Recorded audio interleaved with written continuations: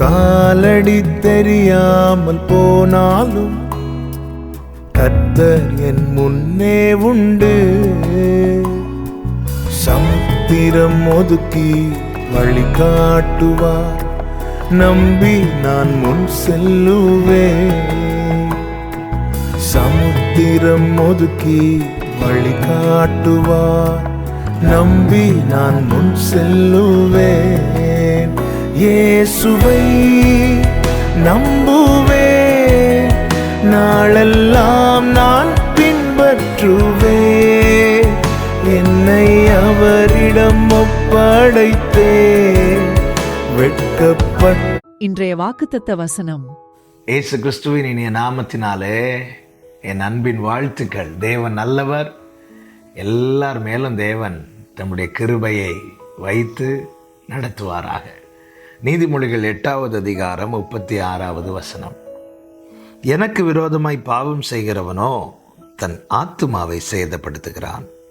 என்னை வெறுக்கிறவர்கள் யாவரும் மரணத்தை விரும்புகிறவர்கள் என்று சொல்லுகிறது. கர்த்தருடைய பரிசுத்த நாமம் மகிமைப்படுவதாக. நீதிமொழிகளிலே ஆண்டவராகிய இயேசு கிறிஸ்து ஞானமாய் வெளிப்படுகிறார். அதிலும் இந்த 8வது அதிகாரம் நீங்கள் நிதானமாய் தியானிக்கும் போது கிறிஸ்துவை குறித்து பேசப்படுகிறதை நம்மால் பார்க்க முடியும். இந்த 8வது அதிகாரத்தின் கடைசி வசனத்தில் என்ன சொல்லப்பட்டிருக்கிறது? எனக்கு விரோதமாய் பாவம் செய்கிறவனோ தன் ஆத்துமாவை சேதப்படுத்துகிறான். என கேட்கிற அன்பு சகோதரா சகோதரி, நம்மை தேவன் கிருபையாய் ரட்சித்திருக்கிறார், கிருபையாய் மீட்டிருக்கிறார். நம்முடைய வாழ்க்கை எப்படிப்பட்டதாய் இருக்கிறது என்பதை நாம் சிந்தித்து பார்க்க வேண்டும். எனவேதான் வேதம் சொல்லுகிறது, ஞானமாய் நடந்து காலத்தை பிரயோஜனப்படுத்திக் கொள்ளுங்கள். பாவத்தின் சம்பளம் மரணம். பாவம் செய்கிற ஆத்துமா சாகும். இதில் எந்த மாற்றமும் இல்லை.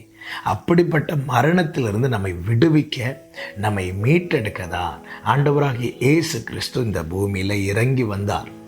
நம்முடைய பலவீனங்களை எல்லாம் அவர் ஏற்றுக்கொண்டு, நம்முடைய அக்கிரமங்கள் நிமித்தம், நம்முடைய மீறுதல்கள் நிமித்தம் அவர் காயப்பட்டு நொறுக்கப்பட்டு நமக்காக கல்வாரி சிலுவையிலே பலியானார்.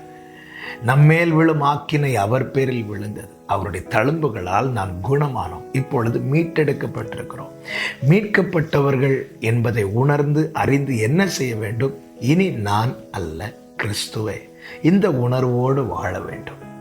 மீட்கப்பட்டவர்கள், பிரித்தெடுக்கப்பட்டவர்கள், ரட்சிக்கப்பட்டவர்கள், ஆக்கினைக்கு தப்புவிக்கப்பட்டவர்கள் மீண்டும் பாவம் செய்யாதபடிக்கு ஜாக்கிரதையாக இருக்க வேண்டும். அந்த பாவத்தில் பிடிக்கப்பட்ட ஸ்திரீ, அவள் மேல் ஒரு கல் கூட விழாதபடி கர்த்தர் அவளை காத்து கிருபையாய் மீட்டெடுக்கிறார். நானும் உன்னை ஆக்கினைக்குள்ளாக தீர்க்கவில்லை என்று சொல்லுகிறார். சொல்லிவிட்டு சொல்லுகிறார், இனி பாவம் செய்யாதே. ஏன் பாவம் செய்யாதே என்று சொல்ல காரணம்? இந்த வசனம் தெளிவாய் சொல்லுகிறது, பாவம் செய்கிறவன் தன் ஆத்துமாவை சேதப்படுத்துகிறான். என்னை வெறுக்கிறவர்கள் யாவரும் மரணத்தை விரும்புகிறார்கள் என்று சொல்லப்பட்டிருக்கிறது.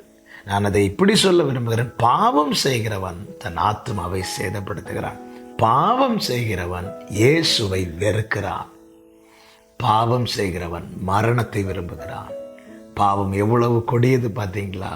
பாவம் வேண்டாங்க. அநீதி எல்லாம் பாவம். ஒரு காரியத்தை செய்யும் போதோ, சிந்திக்கும் போதோ, பேசும்போதோ இது அவருக்கு பிரியமா என்று மட்டும் பாருங்க. அவருக்கு பிரியம் இல்லைன்னா அது பாவம். அநீதி எல்லாமே பாவம். அவர் எதில் பிரியப்படுகிறார்? நீதியில் பிரியப்படுகிறார். நீதி உள்ளவர் நீதியில் பிரியப்படுகிறார். அநீதி எல்லாம் பாவம். பாவம் செய்கிறவன் தன் ஆத்துமாவை சேதப்படுத்துகிறான். பாவம் செய்கிறவன் இயேசுவை வெறுக்கிறான். பாவம் செய்கிறவன் மரணத்தை விரும்புகிறான். நம்மை தேவன் மீட்டெடுத்தது அழிந்து போவதற்கல்ல, அவரோடு கூட இருப்பதற்கு. இனி லாபமானதை நான் நஷ்டம் என்றும் குப்பை என்றும் எண்ணுகிறேன் என்று சொல்லி பவுல் எல்லாவற்றையும் விட்டு கிறிஸ்துவை பின்பற்றினது போல பாவமில்லா வாழ்க்கை வாழ கிறிஸ்துவை நோக்கி பார்ப்போம். நெருங்கி நிற்கிற பாவத்தை தள்ளிவிட்டு நியமித்த ஓட்டத்தில் ஓடுவோம். கர்த்தர் கிருபையாய் அப்படியே ஒவ்வொருவரையும் நடத்துவாராக. ஜெபிக்கலாமா?